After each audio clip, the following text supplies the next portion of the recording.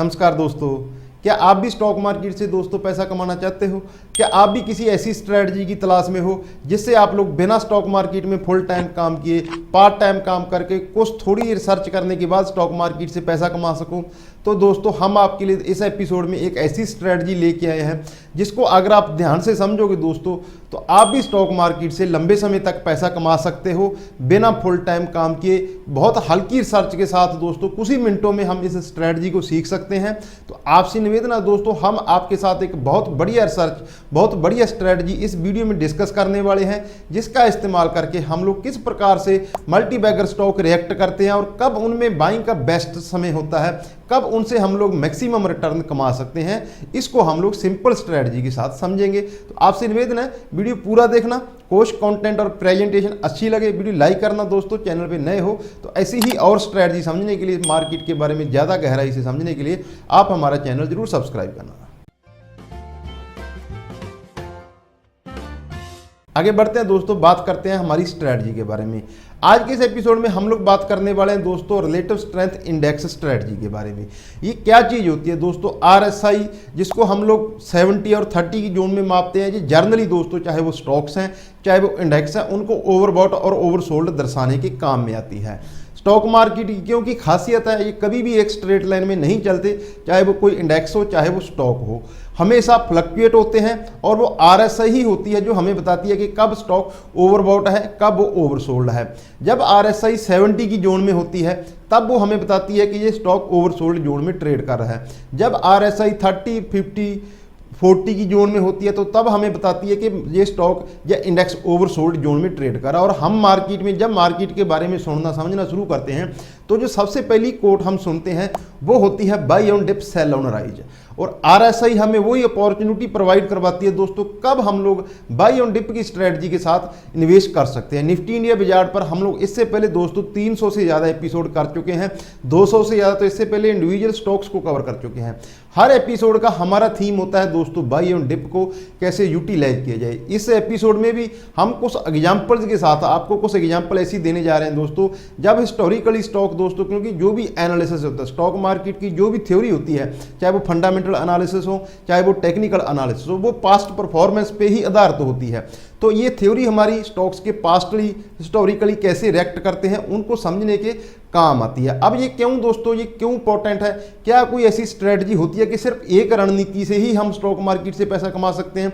इसकी दोस्तों बहुत परफेक्ट और क्लासिकल एग्जाम्पल है अमेरिकी ट्रेडर निकोलस डरवास जी। निकोलस डरवास की एक बुक है दोस्तों, how I earn $2 million in stock market.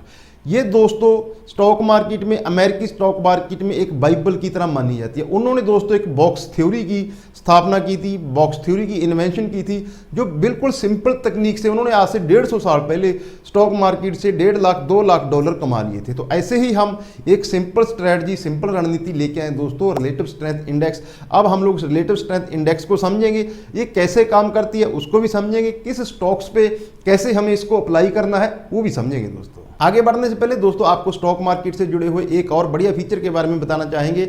एक बहुत इंटरेस्टिंग प्लेटफॉर्म है धन, जिसके हम लोग अक्सर अपनी वीडियो में फीचर की चर्चा करते हैं।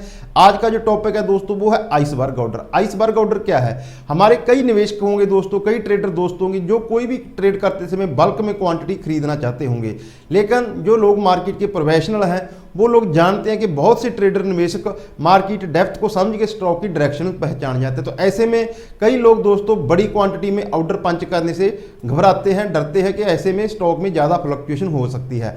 तो ऐसे में दोस्तों हमें ये मौका प्रोवाइड करवाता है धन। धन की ऐप के जरिए आप आइसबर्ग ऑर्डर लगा सकते हो। आइसबर्ग ऑर्डर का मतलब क्या होता है दोस्तों और वो कैसे काम करता है, अब हम लोग आपको एक डेमो देना चाहेंगे। एग्जाम्पल के लिए दोस्तों हम लोग येस बैंक में आइसबर्ग ऑर्डर प्लेस करके आपको बताएंगे, जिससे आपको इसका पूरा जो कॉन्सेप्ट है वो समझ में आ जाएगा। हमारे साइड पे दोस्तों हमारे मोबाइल की स्क्रीन चल रही है। जैसे ही हम अपनी मोबाइल ऐप पे, धन की ऐप पे लॉगिन करते हैं, हमारे सामने सिंपल इंटरफेस आ जाता है। जैसे ही हमने येस बैंक को टाइप किया, हमारे सामने इसकी प्राइस आ गई ₹15.95 की। और जैसे ही मैंने इसमें अपनी क्वांटिटी ऐड की दोस्तों, मैं इसकी 1000 क्वांटिटी एक साथ बाई करना चाहता हूं। तो जैसे ही मैंने बाई पे क्लिक किया तो हमारे सामने आ जाएगा स्लाइस एज आइसबर्ग। तो मैं इसकी क्वांटिटी को डिवाइड कर सकता हूं। मैंने कितनी क्वांटिटी में डिवाइड कर दिया? 5 लेग में। आप इसको 1 से लेके 10 लेग में डिवाइड कर सकते हो। 5 लेग का मतलब क्या होगा कि अब जो मार्केट डेप्थ कोई भी चेक करेगा तो उसमें मेरी 200 क्वांटिटी ही बाई पेंडिंग दिखाएगा। ऐसे मेरे 5 ऑर्डर ओपन हो गए दोस्तों, क्योंकि धन के साथ एक बेनिफिट ये भी है कि हमें कोई डिलीवरी बेस जब बाइंग करते हैं कोई ब्रोकरेज नहीं देनी पड़ेगी, तो हम कितनी बार भी ऑर्डर पंच कर सकते हैं। तो हमारा ये ऑर्डर 5 बार में एग्जीक्यूट होगा और मार्केट डेप्थ में हमारी बड़ी क्वांटिटी शो भी नहीं होगी। तो इस प्रकार से हम लोग सिंपली आइसबर्ग ऑर्डर प्लेस कर सकते हैं। ऐसे और भी बहुत शानदार फीचर है, हम लगातार एक्सप्लेन करते रहते हैं। आपको भी अगर धन के साथ अपना अकाउंट ओपन करना है, नीचे डिस्क्रिप्शन में हम लोग लिंक डाल देंगे। आगे बढ़ते हैं दोस्तों, सबसे पहले समझ लेते हैं आरएसआई। जैसा कि हमने बताया आरएसआई दोस्तों 30, 50 और 70 की जोन में हम लोग मेजर करते हैं। 30 की जोन को हम लोग ओवरसोल्ड जोन कंसिडर करते हैं, 70 की जोन को हम लोग ओवरबॉट जोन कंसिडर करते हैं। अब आरएसआई एज ए निवेश को दोस्तों हमें कब और क्यों इस्तेमाल करनी चाहिए। स्टॉक मार्केट की दोस्तों खासियत है कि स्टॉक मार्केट में फ्लक्चुएशन प्राइस होते हैं और दोस्तों एज ए निवेश हमें कई बार निवेश करके प्रॉफिट के इंतजार के लिए दोस्तों सही समय का भी इंतजार करना पड़ता है, कब स्टॉक्स में डिप आते हैं, कब मार्केट में डिप आते हैं और किन स्टॉक्स में हमें इस स्ट्रेटजी का इस्तेमाल करना है। स्टॉक दोस्तों 3 प्रकार के होते हैं। एक अप ट्रेंड में स्टॉक होते हैं, जैसा कि हमारे सामने ये एशियन पेंट की एग्जांपल आ रही है। एशियन पेंट का स्टॉक अप ट्रेंड में है तो हम इसमें हर डिप में बाई कर सकते हैं। फॉर एग्जांपल बीपीसीएल का स्टॉक का दोस्तों वो एक साइडवेज ट्रेंड में है, पिछले कई सालों से एक साइडवेज जोन में फ्लक्चुएट हो रहा है, तो ऐसे में फिर आरएसआई का हमें इस्तेमाल नहीं करना चाहिए। दूसरा दोस्तों जो सबसे लास्ट होता है वो होता है डाउन ट्रेंड में स्टॉक, जो स्टॉक कंटिन्यूस गिरावट दिखा रहे हैं। फॉर एग्जांपल हम इंडिया बुल हाउसिंग फाइनेंस की एग्जांपल ले लेते हैं, जो लगातार गिरावट दिखा रहा है, इंडेक्स से भी बाहर हो चुका स्टॉक, अपने 52 वीक लो लाइफ टाइम लो पे ट्रेड कर रहा है। तो ऐसे में फिर हम लोग सिर्फ जो अप ट्रेंड वाले स्टॉक्स हैं उनको आइडेंटिफाई करके उनमें हम लोग आरएसआई के थ्रू बाइंग कर सकते हैं। अब हम लोग कुछ एग्जांपल लेते हैं दोस्तों। सबसे पहले तो हम एशियन पेंट की ही एग्जांपल लेते हैं। ये हमारे सामने जो एशियन पेंट के चार्ट है ये इसके वीकली चार्ट्स हैं। वीकली चार्ट्स पे जब भी स्टॉक ने डिप दी है, आरएसआई के लिए हमने एक जोन मार्क कर दी। जब भी इस जोन में एशियन पेंट का स्टॉक आता है हिस्टोरिकली दोस्तों, तो हम लोग देख सकते हैं पिछले 5 साल में 5 बार ऐसा हुआ है। जब फर्स्ट टाइम ये इस जोन में आया दोस्तों, आरएसआई ओवरसोल्ड हुई तो वहां से इसने 35% की रैली की। जब सेकंड टाइम इस जोन में आया तो वहां से इसने 105% तक की रैली की। जब थर्ड टाइम इस जोन में आया दोस्तों एशियन पेंट ओवरसोल्ड जोन में, तो वहां से इसने 55% की रैली की।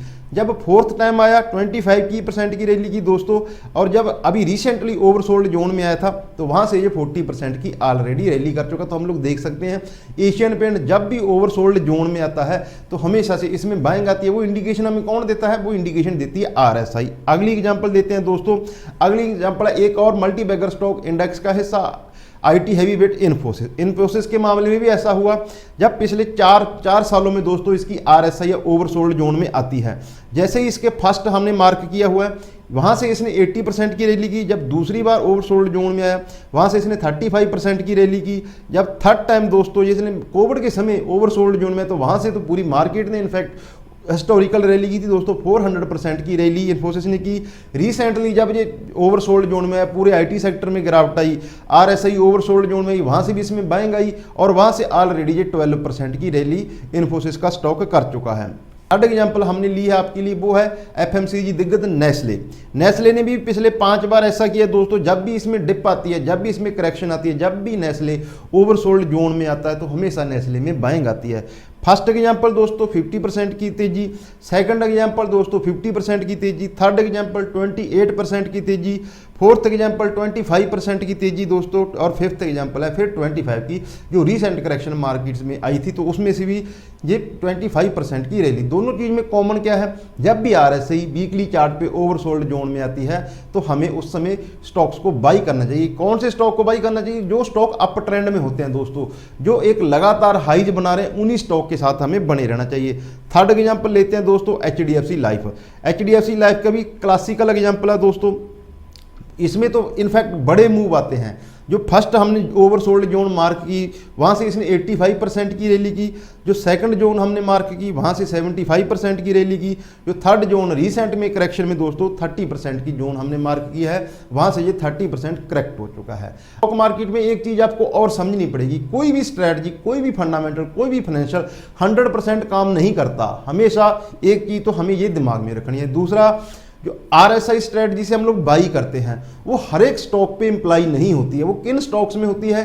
जो दोस्तों स्टॉक्स अप ट्रेंड में, जर्नली हम लोग लो टिकर प्राइस के लोअर ट्रेंड में 52 वीक लो स्टॉक्स को खरीदना ज़्यादा प्रेफर करते हैं। लेकिन हम फिर दोहरा रहे हैं, स्टॉक्स के साथ हमें उन्हीं प्राइसेस के साथ बने रहने चाहिए जो आज परफॉर्म करें। हमें कभी नहीं सोचना चाहिए, हमें कभी एंटीसिपेशन और पार्टिसिपेशन, हम कई बार इस कॉन्सेप्ट को अपने दर्शकों के साथ डिस्कस कर चुके हैं। जो प्राइस पार्टिसिपेट कर रही है, आगे बढ़ रही है, जिसकी कंपनी की बिजनेस, फाइनेंशियल, फंडामेंटल हर चीज़ बढ़िया है, वो प्राइस आगे बढ़ रही है, तो हमें एज ए निवेशक उसी प्राइस के साथ बने रहना चाहिए। दोस्तों जो स्टॉक लेगार्ड जब रैली करेंगे, मार्केट पार्टिसिपेट करेंगे, बाइंग आएगी, बज में आएंगे, हाईलाइट में आएंगे, तब उनमें देखा जाएगा। तो एज ए निवेशक, क्योंकि हमें मार्केट में तो 2000 से ज़्यादा एक्टिवली स्टॉक ट्रेडेड है, 5000 लिस्टेड कंपनियां हैं, हमने 5, 10, 20 कितने स्टॉक हम अपने पोर्टफोलियो में रख सकते, तो उनके लिए हमें रिसर्च करनी पड़ती है। दोस्तों हल्की रिसर्च के साथ आप अप ट्रेंड वाले स्टॉक्स में, चाहे वो लार्ज कैप हो, हम 5+5+5 की स्ट्रेटजी अक्सर अपने दर्शकों के साथ डिस्कस करते हैं। ये डिस्कशन क्या होती है?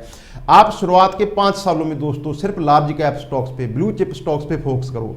अगर आपको 5 से 10 साल के बीच में मार्केट में हो चुके, मार्केट को आप समझ चुके हो, तो आपको मिड कैप स्टॉक्स पे फोकस करना चाहिए। अगर आप 10 साल से ज़्यादा आपका एक्सपीरियंस है, वर्क एक्सपीरियंस है, मार्केट के आप वेटरन हो, तब जाके आपको स्मॉल कैप और पेनी स्टॉक्स के बारे में चर्चा करनी चाहिए। लेकिन दोस्तों ज़्यादातर रिटेल निवेशक वो सीधा पेनी स्टॉक से ही शुरुआत करते हैं, तो ऐसी टेंडेंसी हमें नहीं रखनी चाहिए। हालांकि हमारी मार्केट में दोस्तों स्टॉक्स की कम चर्चा होती है, इन्वेस्टमेंट की आजकल कम चर्चा होती है, हर जगह दोस्तों FNO और क्विक मनी की चर्चा होती है। ऐसे में हम पिछले 3 साल से दोस्तों सिर्फ स्टॉक्स की और स्टॉक मार्केट की और किस प्रकार से हम लोग स्टॉक मार्केट में लंबे समय तक निवेश करके पैसा बना सकते हैं, इसकी चर्चा अपने दर्शकों के साथ करते रहते हैं। तो मैं उम्मीद करता हूं दोस्तों आज की जो रिसर्च, आज की हमारी स्ट्रेटजी आपको समझ में आई होगी। नहीं डाउट है तो कोई दोस्तों आप दोबारा से वीडियो देख सकते हो। उसके के बाद भी अगर आपको कोई डाउट है, नीचे डिस्क्रिप्शन में हम अपना व्हाट्सएप नंबर डाल देंगे, आप हमें व्हाट्सएप पे जाके और इंक्वायरी कर सकते हो।